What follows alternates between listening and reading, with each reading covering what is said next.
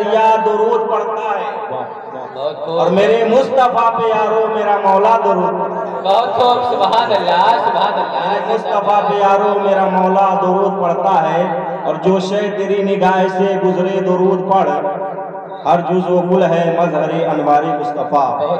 سبحان سب سے پہلے آقا انعامدار مدنی تاجدار دونوں عالم کے مالک و مختار، ہم غریبوں کے غمگسار، سیدی ابرار و اخیار، نائب پروردگار جناب محمد رسول اللہ صلی اللہ تعالیٰ علیہ وسلم کے دربار پرانوار میں غلامی کا ثبوت دیں اور بآواز بلند پورا مجمع درود پاک پڑھے۔ اللہم صلی اللہ صلاۃ و سلام علیک یا رسول اللہ صلی اللہ تعالیٰ علیہ وسلم۔ حاضرین محترم، آپ اپنے ماتھے کی نگاہوں سے دیکھ رہے ہیں کہ علماء کرام شورائے اسلام کا ایک جماعت ہر سنی مسلمان پر ہوتی ہے، دنیا میں ہے تو بھی رحمت ہے، دنیا سے چلا گیا تو بھی رحمت ہے۔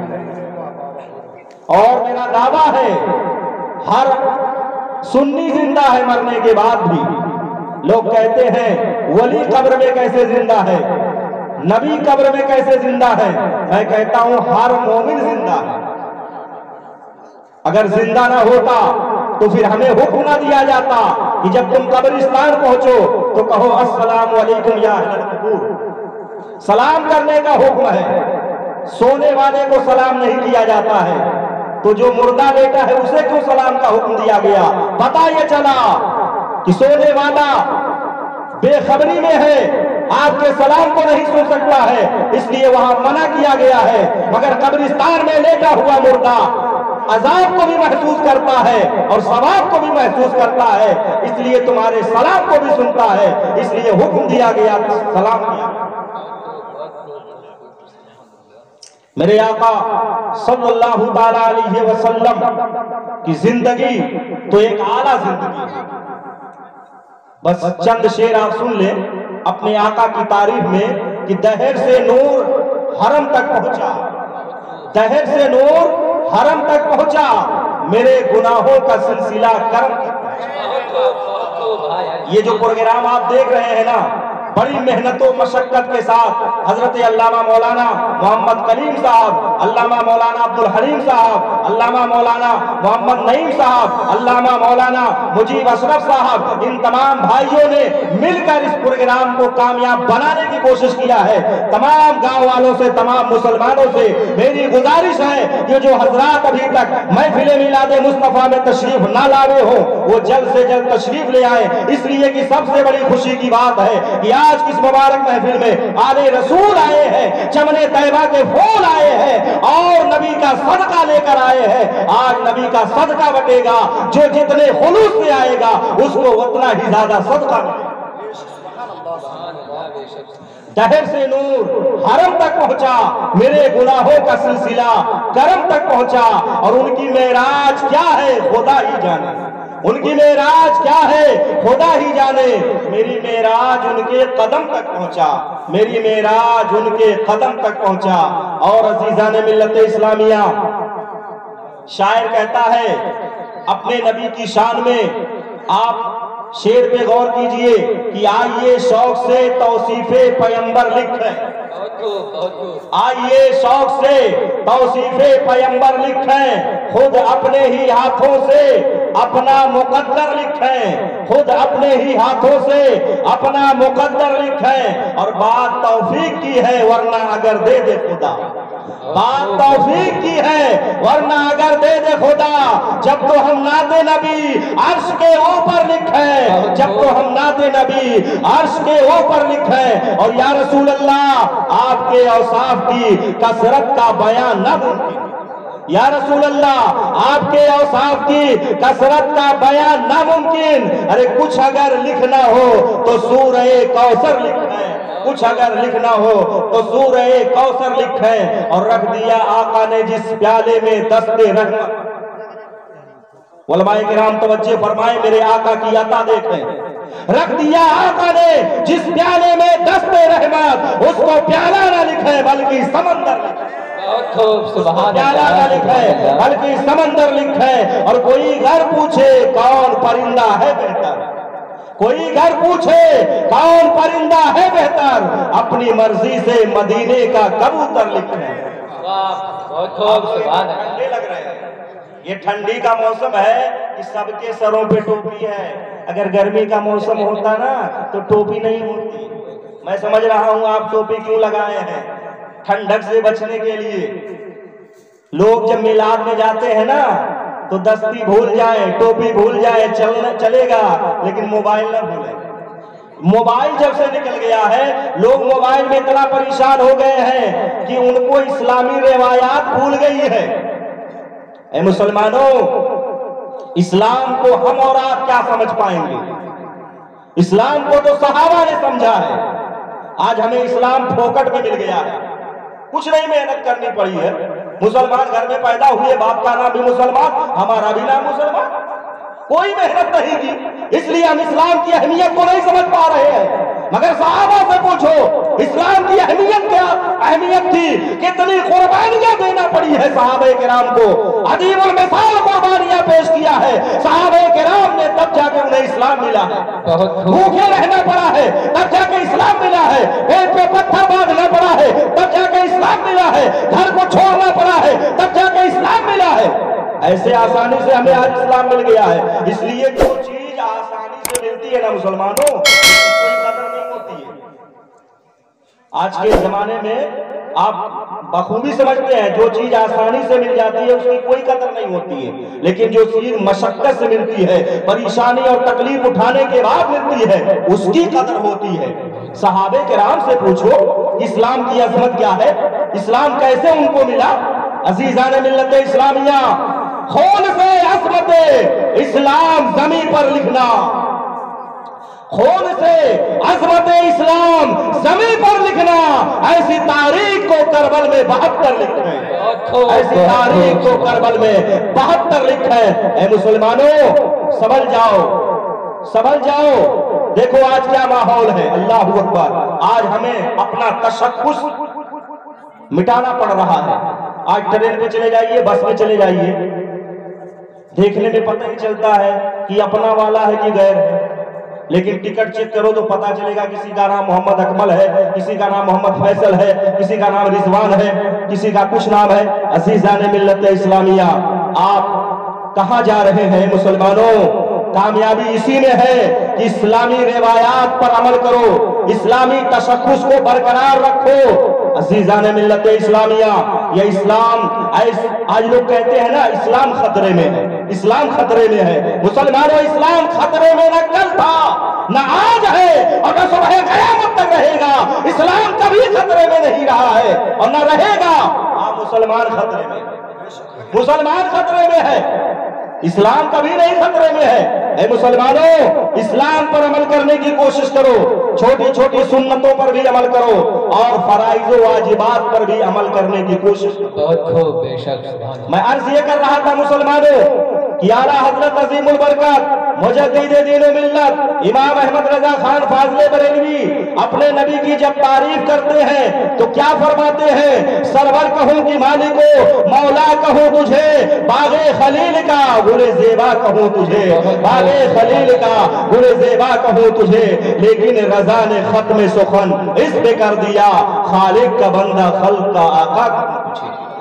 سبحان اللہ، سبحان اللہ۔ فرماتے ہیں نا تو زندہ ہے واللہ، تو زندہ ہے واللہ، میری چشم عالم سے چھپ جانے والے، میری چشم عالم سے چھپ جانے والے۔ آج کچھ لوگ کرتا پائجامہ والے، ٹوپی داڑھی والے کہتے ہیں نبی تو ہماری طرح ہیں، نبی مر کر مٹی میں مل گئے ہیں۔ میں ان سے کہنا چاہتا ہوں اٹھاؤ تاریخ کے اوراق اور پڑھو، مطالعہ کرو۔ میرے آقا صلی اللہ علیہ وسلم کے بارے میں اعلیٰ حضرت فرماتے ہیں انبیاء کو بھی اجل آتی ہے مگر ایسی کی فقط آنی ہے، پھر اسی آن کے بعد ان کی حیات مثل سابق وہی جسمانی ہے۔ اٹھاؤ تاریخ، مطالعہ کرو۔ میرے آقا صلی اللہ علیہ وسلم جب مسجد حرام سے مسجد اقصی अक्सा तशरीफ ले जा रहे हैं, तो मेरे नबी जब मस्जिद अक्सा में पहुंचे हैं तो कमो बेश 1,24,000 या 2,24,000 अंबियाए किराम वो रसूलाने इजाम की जमात मौजूद है और सब सब खड़ी है, मुसल्ले इमामत खाली है। अल्लाह अकबर। आज देखिए जलसा हुआ है ना,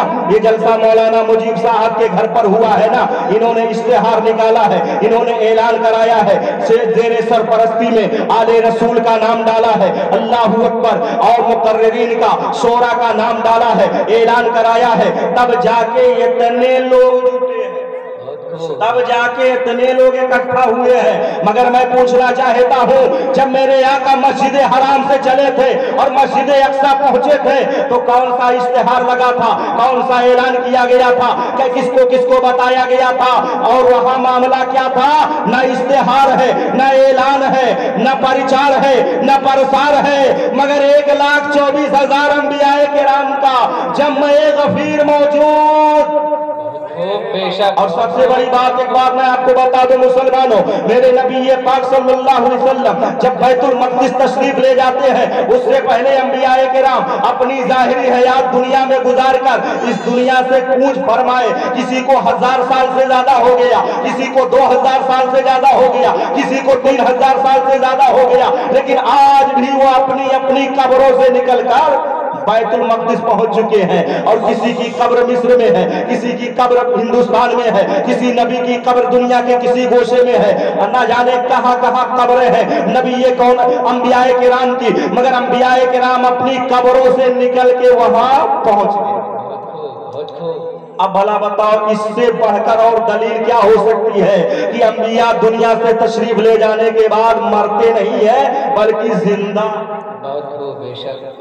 और ऐसे जिंदा है कि बड़े बड़े अंबियाए किराम रसूलाने इज़ाम है, हजरत इब्राहिम खलीलुल्लाह भी है, मूसा कलीमुल्लाह भी है, ईसा रूहुल्लाह भी है, हजरत आदम सफीउल्लाह भी है, मगर सब सफ में खड़े हैं, मुसल्ले पे नहीं। उन अंबियाए किराम को मालूम है मुसल्ले पे आने वाला न कलीमुल्लाह होगा, न सफीउल्लाह होगा, न खलीलुल्लाह होगा, बल्कि मुसल्ले पर खड़ा होने वाला हबीबुल्लाह होगा, आमना का लाल होगा, अब्दुल्ला का नूरे नजर।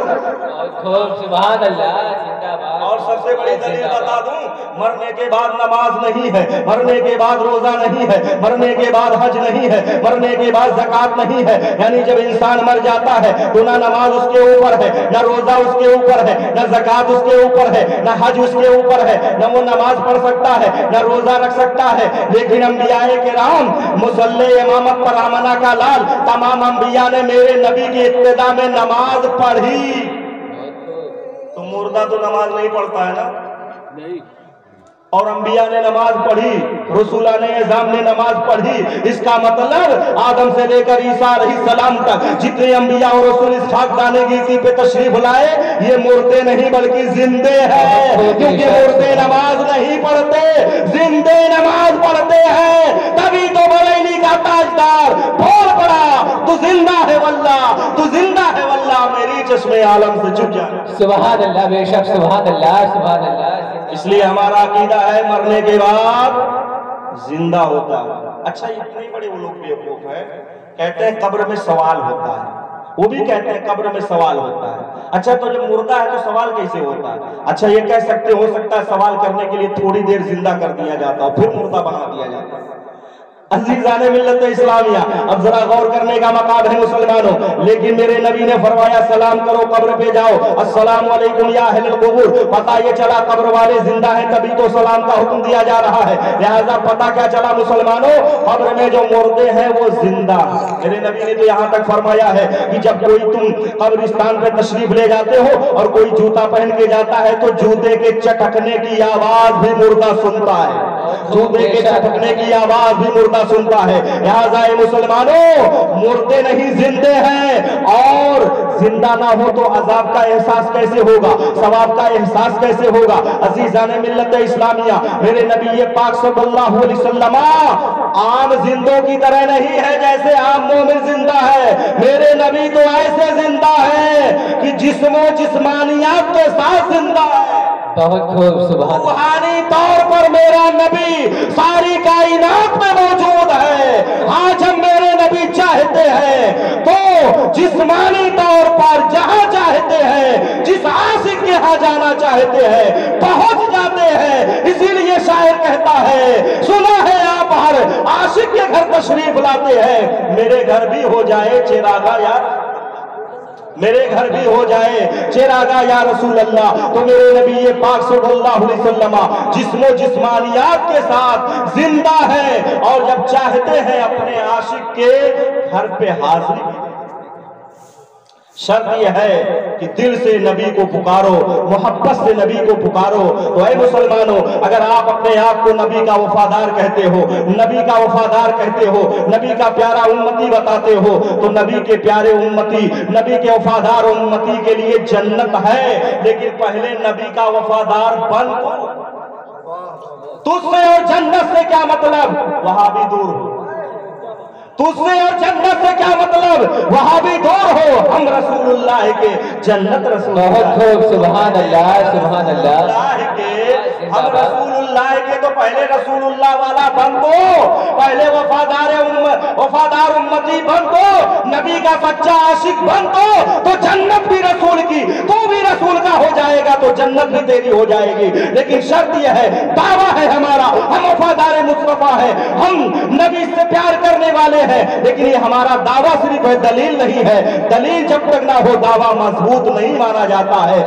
दावा को मजबूत करने के लिए आपके पास दलील भी होनी चाहिए, और दलील जितनी ज्यादा मजबूत होगी दावा उतना ज्यादा मजबूत होगा। लिहाजा अगर नबी के चाहने वाले हो, नबी के मानने वाले हो, तो ऐ हर्रैया के मुसलमानों, आज आने नबी तशरीफ लाए हैं, यही तो तुम्हारे इम्तिहान की घड़ी है। अगर तुम वफादार मुस्तफा हो, अगर तुम नबी के चाहने वाले हो, तो आने नबी के आने पर अगर तुम नहीं आओगे तो गोया तुम इम्तिहान में फेल हो जाओगे। मैं डायरेक्ट कहता हूं कि अगर तुम आने नबी के आने पर महफिल में न आए तो तुम्हारा ये दावा हम वफादार मुस्तफा है काबिल कबूल नहीं हो सकता है। खूब की तेरे चमन फूल चुने शाद रहे, बाग बाग चलता हूं मैं गुलशन तेरा आबाद रहे। अस्तगफिरुल्लाह रब्बी मिन कुल्ली ज़ंबि व अतूबु इलैह। अस्सलामु अलैकुम।